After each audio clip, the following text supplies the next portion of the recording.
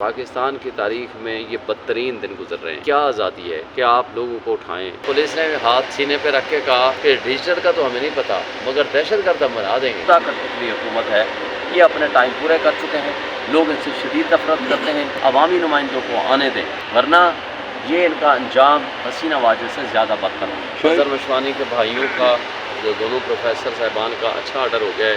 ہم بجا طور پر توقع رکھتے ہیں کہ پچھلی دفعہ شہباز گل کے بھائی کا بھی انہوں نے آرڈر فرمایا تھا تو اگلے ہی دن انہوں نے ان کو بلکہ اسی دن چھوڑ دیا تھا۔ اب ہم یہ توقع رکھتے ہیں کہ اظہر مشوانی صاحب کے جو بھائیوں کو اٹھایا گیا ہے غیر قانونی اور غیر آئینی طور پر، ہمیں توقع ہے کہ انشاءاللہ وہ آ جائے گا۔ اور دوسرے بھی ہمارے ایک ساتھی کو اٹھایا گیا تھا جس میں جسٹس ارباب طاہر صاحب نے آرڈر کر دیا ہے۔ ہمیں امید ہے کہ ان کو بھی یا کسی عدالت میں پیش کریں یا ان کو ریلیز کر دیا جائے۔ دیکھیں، پاکستان کی تاریخ میں یہ بدترین دن گزر رہے ہیں۔ ایک طرف ہم یوم آزادی منانے جا رہے ہیں، یہ کیا آزادی ہے کہ آپ لوگوں کو اٹھائیں؟ آپ کو اگر اعتراض ہے سوشل میڈیا ایکٹیوسٹ پہ، کسی کو بھی، کسی کے شخص پہ، کسی ٹویٹ پہ، کسی گفتگو پہ، کسی کی بات پہ، آپ قانون کے مطابق پروسیڈ کرو، اور قانون بھی جس طریقے سے آپ اس کا مس یوز کر رہے ہیں وہ سب کو پتہ ہے۔ میں آپ کے سامنے کھڑا ہوں، 7 دہشت گردی کے پرچے میرے خلاف ہو گئے ہیں، اور یعنی قانون کا مس یوز تو آپ کرتے ہی کرتے ہیں، چلیں قانون کا مس یوز ہی کر لیں، کم سے کم ان کے گھر والوں کو یہ تو پتہ ہو کہ بھئی عدالت میں پیش کیا اور عدالت نے ان کو ضمانت دی نہیں دی، کیا ہوا۔ جیسے احمد جنجوا کا کیس آپ نے دیکھا ہے، وہ میں نے اس دن جج صاحب کو بھی کہا، نیچے طاہر سپرہ صاحب کو، میں نے کہا جی کیا کیس ہے؟ جب رؤف حسن صاحب کا کیس آیا، میں نے کہا جی D G I S P R صاحب نے کہا ہے جی پی ٹی آئی والوں کو ڈیجیٹل دہشت گرد بنا دو، اور پولیس نے ہاتھ سینے پہ رکھ کے کہا کہ ڈیجیٹل کا تو ہمیں نہیں پتا مگر دہشت گرد ہم بنا دیں گے۔ کلاشنکوف ڈال دی، ٹی ایل پی کے ساتھ کیا نام ہے ٹی ٹی پی کے ساتھ ان کو جوڑ دیا، پھر ساتھ کیا کیا کہ جناب ان سے تو کلاشنکوف کے ساتھ بم بنانے کی کوئی پتہ نہیں چیزیں نکل آئیں، پھر رؤف حسن کو اس کھاتے میں ڈال دیا کہ یار آپ کتنا مس یوز کر رہے ہیں۔ یہ ساری چیزیں ایک طرف۔ آج جلسے کے حوالے سے 2 پٹیشنز تھیں، ایک کنٹمپٹ تھی اور ایک تھی writ petition. Contempt petition chief justice صاحب کے پاس پینڈنگ ہے، اس کو اب لاسٹ ویک آف ہم نے اگست فکس کرا دیا ہے، اس میں جواب مانگ لیا ہے کہ انہوں نے بہت ساری کنٹمپٹ کی ہیں، کنٹمپچوس ایکٹس ہیں، اس میں ہم ان کے خلاف کنٹمپٹ چلوائیں گے۔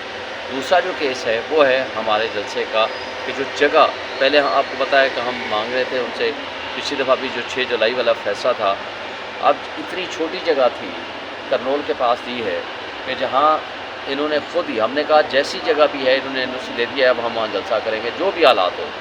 ہم جلسے کے لیے جب تیار ہو گئے تو رات کی تاریخی میں وہ کینسل کر دیا، یعنی اتنے بے ایمان تھے، یہ خود چاہتے تھے کہ ہم کہیں کہ یہ چھوٹی جگہ ہے کہ ہمیں قابل قبول نہیں ہے۔ ہم نے کہا نہیں ہے، جیسی بھی ہم کریں گے۔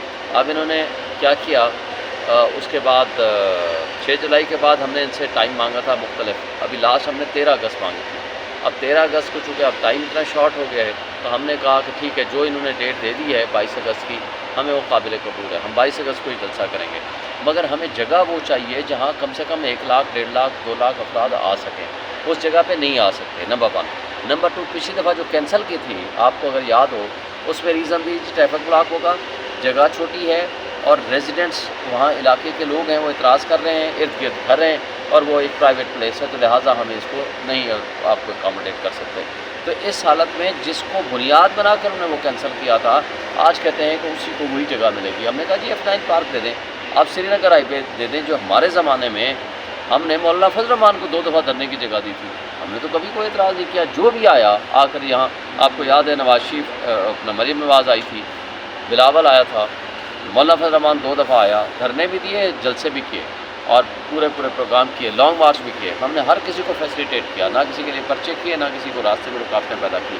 اور ان کٹ پتلیوں کو میں کہتا ہوں کہ تم میں اتنی شرم و حیا نہیں ہے کہ فنڈامنٹل رائٹس ہیں، یہ بنیادی انسانی حق ہے کہ وہ رائٹفل پیسفل اسمبلی کریں، ہم وہ کرنا چاہ رہے ہیں، ہم قانون کے مطابق چلنا چاہ رہے ہیں۔ پچھلی دفعہ جب DC کو بلایا تو انہوں نے پوچھا کہ بھئی TLP 5 دن بیٹھ کے چلی گئی ہے اور وہ بھی محرم کے عین دنوں میں، آپ ہمیں تو کہتے تھے محرم میں نہ کریں، اور بہانہ کیا تھا محرم ہے، محرم شروع ہوا 8 تاریخ کو، ہمارا جلسہ تھا 6 کو، 5 کو انہوں نے کینسل کیا جی محرم کی وجہ سے کینسل کر رہے ہیں۔ اچھا، پھر جماعت اسلامی اب آ رہی ہے، جا رہی ہے، اب فیض آباد انہوں نے پھر خود بند کر دیا ہے۔ بھائی روڈ تو آپ نے بلاک نہیں کرنی، آپ ہمارے ذمہ لگاتے ہو، آپ خود بلاک کر دیتے ہو 2 دن 4 دن کے لیے۔ اچھا، آج میں کسی پارٹی کے خلاف نہیں ہوں، آج جماعت اسلامی وہاں بیٹھی ہوئی ہے پوری روڈ کے اوپر، آپ کو پتہ ہے لیاقت باغ کے سامنے ایک سائڈ روڈ کے اوپر وہ دھرنا دے کے بیٹھے ہوئے ہیں پچھلے کئی دنوں سے.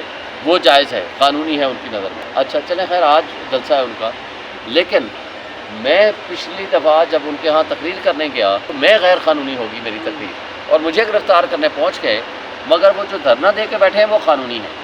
میں کسی کے خلاف نہیں بولنا چاہتا, لیکن وہ ایک ایشو ایسا لے کے آ رہے ہیں کہ جو قوم کا ایشو ہے. لیکن میں ان سے بھی ایک سوال کرتا ہوں, حافظ صاحب سے اور جماعت اسلامی سے, کہ جو کٹ پتلی آپ کے پاس پیغام حکومت کا لے کر آئے تھے, پہلے ان سے پوچھیں اپنے فارم 45 تو لے آئیں. آپ کو ہی جج مان لیں, ان کو کہیں فارم 45 لے آئیں, آپ فیصلہ کر دیں. لیکن دوسری بات یہ بتا دیں کہ آپ تو ان سے لائے تھے ریٹ کم کروانے کے لیے, اور کل آپ کے پاس آئے تھے کہ نہیں جی آپ کے مطالبات مان رہے ہیں. کل ہی انہوں نے 3.25 روپے بجلی کا یونٹ پھر بڑھا دیا. تو اور آپ کے ہوتے ہوئے یعنی اس دھرنے میں کہ تقریباً 3 دفعہ یہ ریٹ بڑھا چکے ہیں اور بڑھائے چلے جا رہے ہیں. تو کیا آپ کا مطالبہ مانا؟ تو بہرحال ہم یہ سمجھتے ہیں کہ اس وقت کی یہ جو موجودہ کٹپتلی حکومت ہے یہ اپنے ٹائم پورے کر چکے ہیں.